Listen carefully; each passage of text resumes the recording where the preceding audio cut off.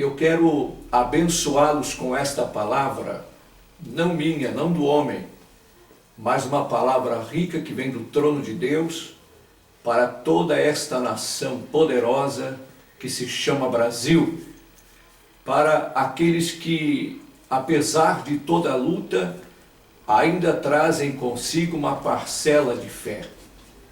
O Senhor Jesus nos ensinou que, se tivermos fé do tamanho de um grão de mostarda, nós poderemos dizer a uma montanha: erga-te, levanta-te e atira-te no mar, e não duvidar no nosso coração, mas crer que se fará aquilo que nós estamos dizendo, o que nós falarmos, isso nos acontecerá. Muitas pessoas dizem: eu tenho fé. Muitas pessoas falam: eu acredito. E outras dizem assim: se nós tivermos fé, nós removeremos as montanhas. Mas muitas pessoas dizem assim: eu tenho fé, e a montanha está aí ainda.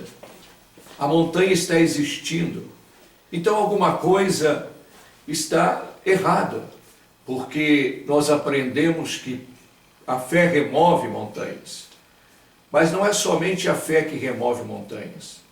Se você examinar o texto da palavra de Deus, você vai encontrar que Jesus, ele estava indo para uma cidade, ou saindo de uma cidade, ele foi em direção a uma figueira para ver se ela havia fruto, e encontrou somente folhas. E ele disse para a figueira: nunca mais nasça fruto de ti. E no dia seguinte, quando ali passaram, Pedro, o discípulo, observou que a figueira tinha secado desde as raízes. E ele disse: mestre, a figueira que o Senhor amaldiçoou, ela secou.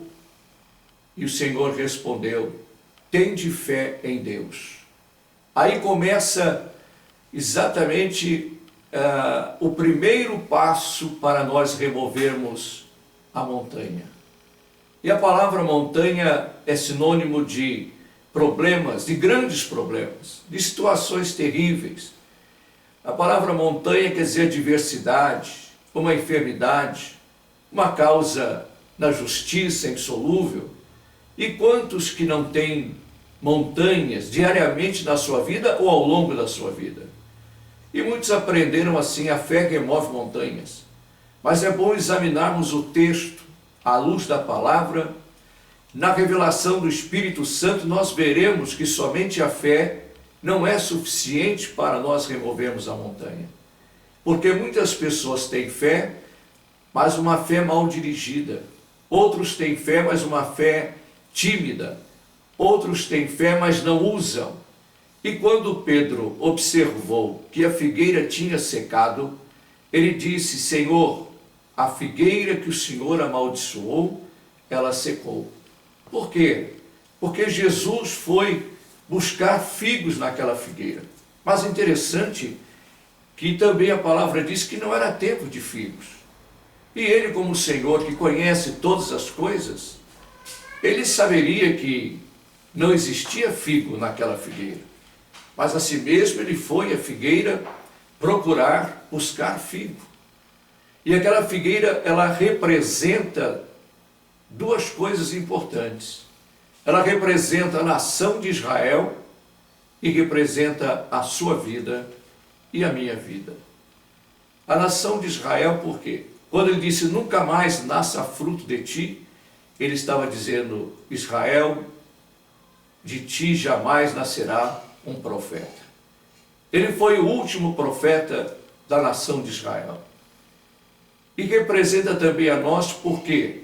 Porque nós temos que produzir fruto e fruto do Espírito em tempo e fora de tempo. Não existe tempo para nós produzirmos o fruto do Espírito. Nós que cremos, nós que somos filhos de Deus, herdeiros com Jesus de toda a sua glória, nós que somos o templo do Espírito Santo, e Deus, como um lavrador maravilhoso, ele tem o direito de vir a qualquer momento e colher frutos da nossa vida. fruto do Espírito, da bondade, sermos longânimos, perseverantes, perdoando, enfim, tudo aquilo que o Espírito Santo nos ensina. E quando Pedro fez esta observação, a primeira coisa que Jesus falou, ele disse: tende fé em Deus. Então, uma pergunta a você que está me assistindo: aonde está a sua fé? Muitas vezes a sua fé está mal dirigida, a sua fé está ferida, a sua fé está embutida, acanhada, tímida, e você não põe em prática. Sendo que ele nos disse: a nossa fé tem que estar em Deus. Ele disse: tende fé em Deus. Alguns creem em objetos, em certas imagens, outros creem, como disse a palavra, carros e cavalos, outros creem numa planta, outros creem numa reza brava, outros creem em tantas coisas, menos em Deus, no homem, numa denominação, até mesmo num pastor, num pregador, e diz: não, aquele pregador, eu vou lá, eu sei que eu vou ser curado, mas a fé tem que estar em Deus. Ah, eu vou àquela denominação porque lá cai o fogo, mas a sua fé tem que estar em Deus. Para que você remova a montanha que está na sua vida, o primeiro passo é ter fé em Deus. O segundo passo, ele diz assim: além de você ter fé em Deus, você tem que dizer, dirigir ao monte, falar ao monte: ergue-te, levanta-te. O segundo passo é você dirigir ao problema, porque palavras são sementes e na palavra existe o poder. E muitas vezes a pessoa, ou a maioria das pessoas, passam a vida toda calada, aceitando a situação, são conformados com a situação, mas não dirigem ao problema, não determinam. E nós temos que determinar, nós temos que falar ao monte, falar ao problema: eu não te aceito. Isso é instrução não humana, mas instrução de Jesus. Ele que conhece todas as coisas, todos os tipos de montanha, todos os tipos de problemas. Então ele disse assim, que você tem que dirigir ao monte. Todo aquele que disser, qualquer que disser, ele não especificou um tipo de pessoa, mas qualquer que disser a este monte: ergue-te, levanta-te, lança-te no mar. Aí eu pergunto para você: qual é a montanha que está na sua vida? Você tem fé, mas não usa, não fala ao monte. Então ele falou: o segundo passo, dirija a montanha, diga a este monte: saia da minha vida, ergue-te, levanta-te. E montanha, algo grande, terrível, pode estar todos os dias na sua frente, dentro da sua casa, na sua família, na sua vida, no seu trabalho, na sua vida conjugal, sentimental, financeira, familiar. Qual é o tipo de montanha? E quem sabe você se acomodou e disse assim: esta montanha jamais vai sair da minha vida. Mas use a sua fé, use o poder da sua palavra, não aceite. Montanha, ergue-te, disse ele, lança-te no mar. E o terceiro passo: não duvidar no seu coração. A dúvida é algo terrível. Se nós queremos agradar a Deus, nós temos que crer nele. Nós não podemos duvidar. A dúvida, ela traz problemas seríssimos. Ela impede Deus de agir. E Jesus falou: olha, o terceiro passo é não duvidar no seu coração. Um exemplo de Pedro, quando Jesus vinha caminhando, andando sobre as águas do mar, e Pedro disse: quem é que está vindo lá? Outros disseram: deve ser um fantasma. E Jesus disse: não sou eu, não fiquem atemorizados, eu estou me aproximando, estou chegando. E Pedro disse: mas se és tu, Senhor, me manda ir ter contigo. E Jesus disse: venha, Pedro, venha caminhar sobre as águas. E Pedro então desceu do barco ali, naquelas águas profundas do mar, e começou a caminhar sobre as águas. Mas de repente, um vento bateu em suas costas e ele então duvidou. E quando ele duvidou, ele afundou. E o Senhor Jesus disse: por que você duvidou, homem de pequena fé?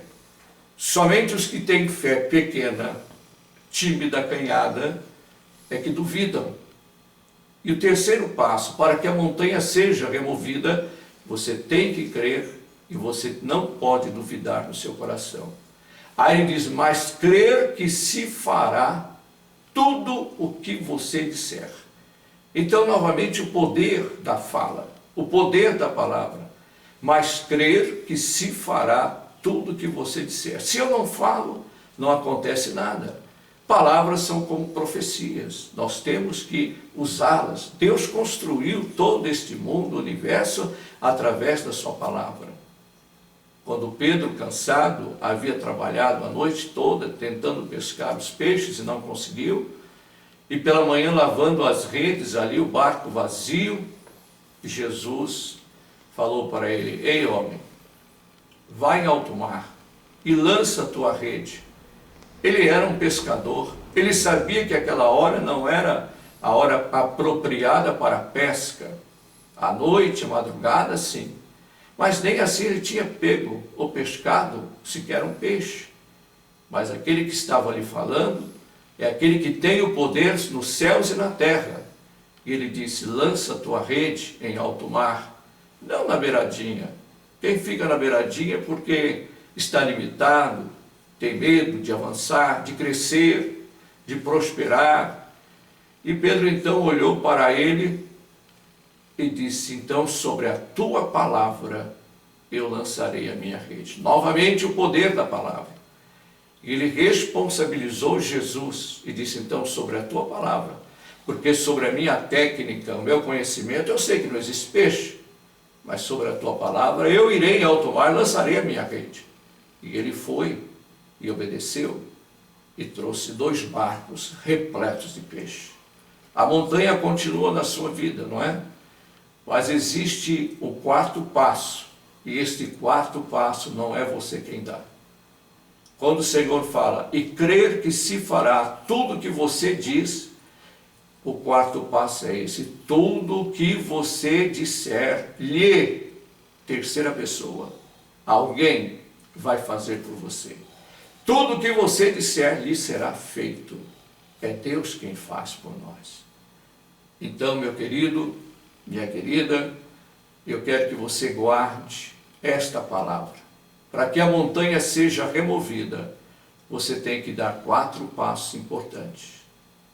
4 passos importantes. Primeiro, crer somente em Deus. Dirigir-se à montanha. Crer que tudo vai acontecer aquilo que você falar. E não duvidar no seu coração, mas crer que se fará tudo aquilo que você está dizendo. Deus vai agir. E eu quero então, neste momento, lhe ajudar com a minha oração e te abençoar para que você seja vitorioso em Jesus.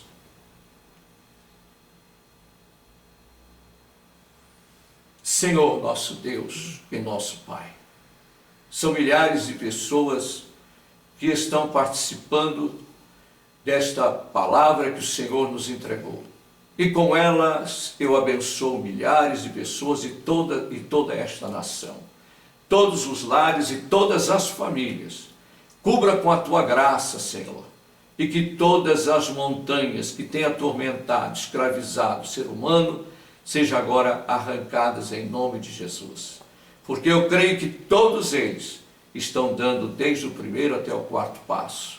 A fé dirigida ao Senhor, somente na tua pessoa, e também falando com convicção e determinação ao problema que é aquela montanha terrível que este homem, esta mulher, esta família está vivendo. Senhor, não duvidar de ti, daquilo que o Senhor pode operar, que o Senhor tem poder para transformar. E o 4º passo, meu Deus, é aquele que o Senhor dará por nós. Tudo que nós falarmos em teu nome, buscarmos em teu nome e não duvidarmos, e a nossa fé voltada para o Senhor, com certeza o Senhor fará muito por nós. Em nome de Jesus nós oramos, curamos os doentes, repreendemos a enfermidade e toda a força do mal determinamos que saia agora e que o doente seja totalmente curado.